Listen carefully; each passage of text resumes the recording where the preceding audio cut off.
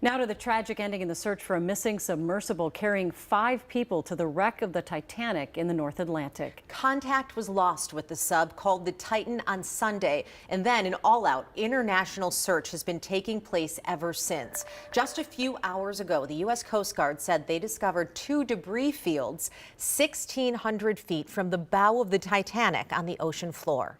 All 5 people on board the sub are presumed dead.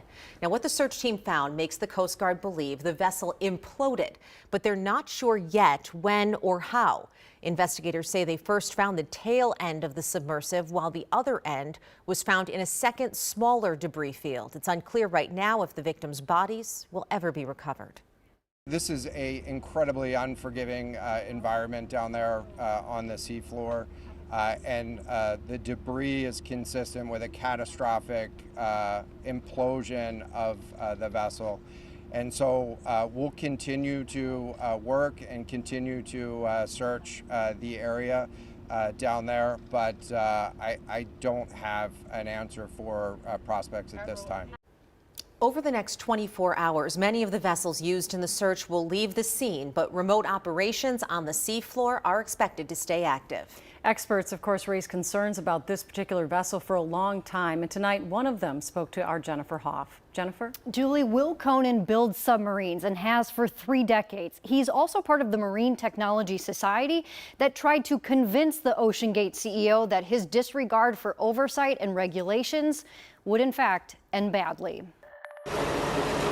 The now infamous submersible called the Titan was the size of a minibus, weighing some 20,000 pounds. Operated by OceanGate Expeditions, it's been offering tourists expensive views of the Titanic for 2 years, nearly 13,000 feet deep, farther than the scuba diver, who reach only 130 feet, and the tallest building in the world at 2,700 feet deep.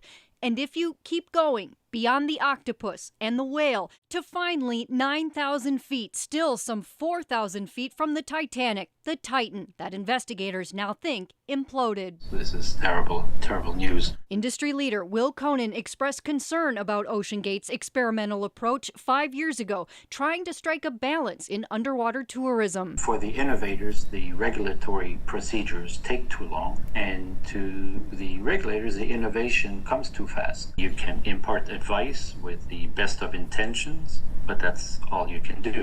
Koenen says the 5-decades-old industry is a safe one, OceanGate skirting the standards because the vessel was homemade, not being sold and operated in international waters. For sure, it's going to bring up some questions we will be discussing, like all evolution of regulations. Well, how do we close some of these loopholes? Koenen thinks in this case there was a breach in the hull at a pressure point 1,000 times the depth of a swimming pool. Even a pilot can only do so much if system malfunctions. Robots now left to pick up the pieces. Koenen saying there will be an investigation and review, calling this the biggest tragedy in the industry's history. In the middle of the night, we have to make sure when no one's looking, you're still doing it right. Here we are, and we're just in an extremely tragic situation where everyone's left empty. Now, the company has made several successful trips to the Titanic, but many others have been marred by equipment malfunction and bad weather, even resulting in passengers filing multiple lawsuits over the last few years. Really just a tragic story all around, Julie. Absolutely. Thank you, Jennifer.